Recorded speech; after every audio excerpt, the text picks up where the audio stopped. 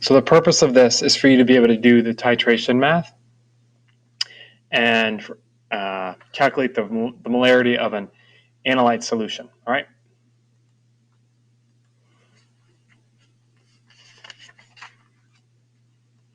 And I'm going to do, all right.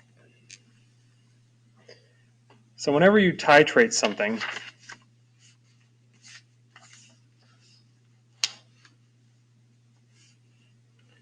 you have a solution of known molarity. That's the top one. You've got your titrant, you're adding it to your analyte. All right, and we're going to deal this with X's and O's.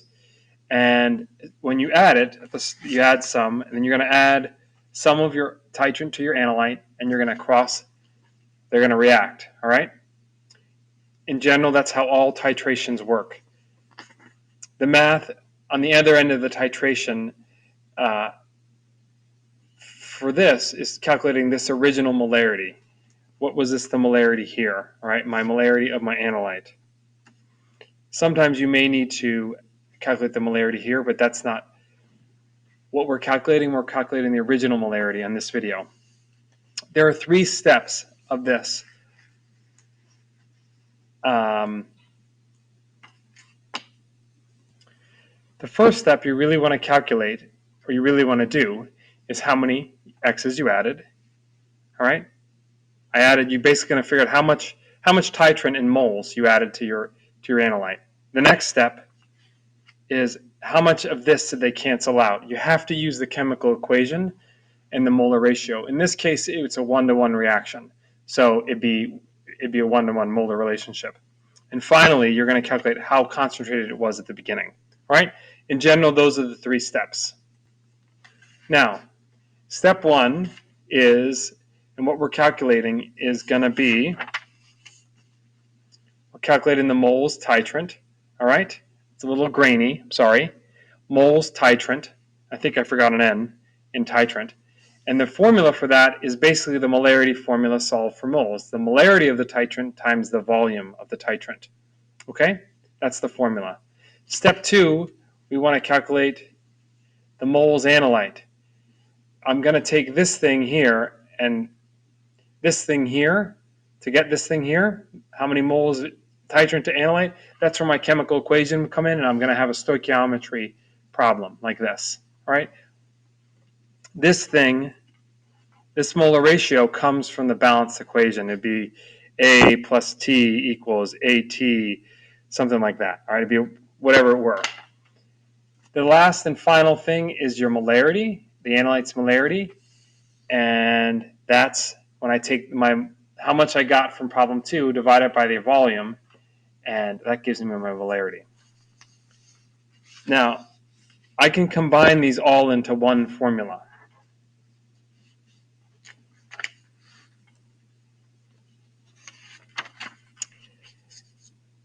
This here is my moles of titrant. When I multiply that by my molar ratio, which this is, that comes from my balanced equation, I'm going to get the moles of my analyte. All right? And then if I want to, typically with these problems, when you're solving through a titration for molarity, I'm going to solve for this variable. So I'm just going to bring this VA to the other side and then flip the equation. So my analyte's molarity is this, all right? Moles titrant times the volume divided by the volume multiplied by the molar ratio. This is a sample problem, all right? I've got this solution of sulfuric acid, and I don't know molarity. So I take a burette and I pipette it. I pipette some and measure some accurately. I get 20 milliliters of it, all right? I put it in a beaker or a round bottom flask, not round bottom flask, like Erlenmeyer flask, and then I'm going to titrate that with something, with a titrant. So I put under a burette, I would stir it and whatnot, and I would make up my solution that I'm going to titrate it with, which is my titrant. And this is a mole. It's a a solution of potassium hydroxide, and this is my molarity. All right, now with this problem, there it is all right out. There it is all written out. With this problem, I'm going to solve it step by step. I'm not going to skip to the combined one. You can use whatever you want. And I added 22 milliliters, 22.87 milliliters of my titrant. So first thing I want to know is how many moles that is. I'm going to multiply these numbers together. Moles titrant is the molarity times the volume. All right. And then I would do this. So there's my molarity. And since typically with molarities, your volumes are in liters, I'm going to divide this by a factor of 1,000. All right. And that's going to give me my moles. So I'm going to get that. And this 10.6 should be right there, but I wrote it. I forgot that, but it should be, the exponent should be there. And that's moles KOH. And this shouldn't be a subscript. It could be a subscript, but it probably shouldn't. Now that's the moles of titrant. All right, now I need to use that to get my moles analyte. Now this one's kind of interesting because to figure out your moles analyte, that's step 2. You need, I'll pause this. You need your chemical equation. All right. So what's the chemical equation between this, the acid, and the base? Well, you would write it out or it would be given to you. So KOH, it's going to make the K is going to go here. All right. And then I would balance it. Now this is interesting because it's a 2-to-1 ratio here. So I'm going to take my moles titrant and convert it to moles analyte. So that would be look like this.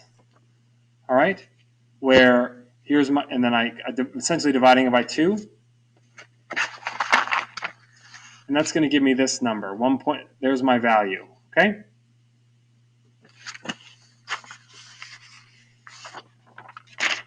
And now the third step is I want to calculate my molarity. I'm going to look back at the problem that I did. I've now figured out how much stuff was in here, and I want to consider this. All right.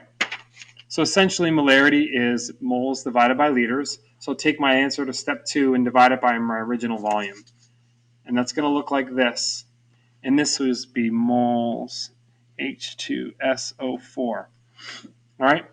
Now, since I converted originally this into milliliters, this into liters, I'm going to have to include that factor here. All right. So I would divide this and then divide that into that. All right. So do this division first. So that would become 0.02 liters. And then I do the division, and that gives me that as my molarity of my H2SO4. Now you'll notice for sig figs I rounded at the end. I carried like 4, but I believe some of the measurements had 3, so that's why I rounded 3 here. All right. Now one other problem. This is the second problem. All of these come out of Tro from on page 190. All right, in the 5th edition of the book. So I'm titrating 10 milliliters of HCl, unknown concentration of this, reach the equivalence point.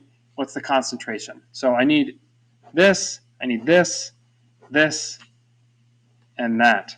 All right. So that means if I were to draw a picture, I added, this is my titrant. All right, I'm adding 12.5 milliliters, and I'm starting with 10 milliliters of this. All right. Now we're going to need to know the equation at some point, so we're just going to do it now.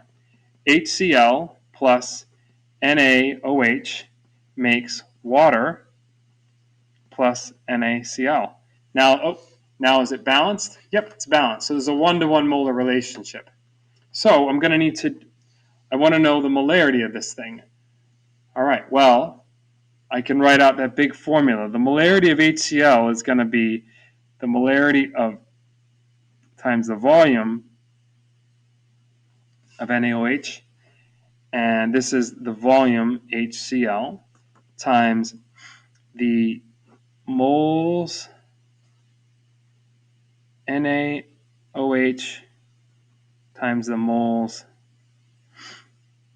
HCl. And this is the molar ratio.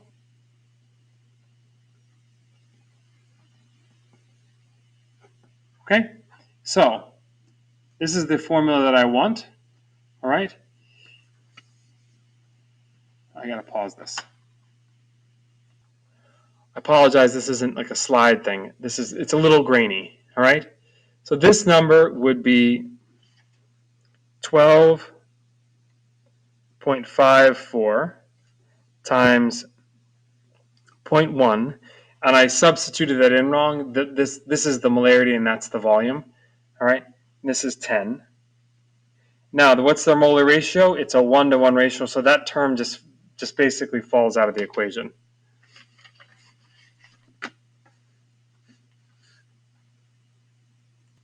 So 12.54 times 0.1 divided by 10. All right.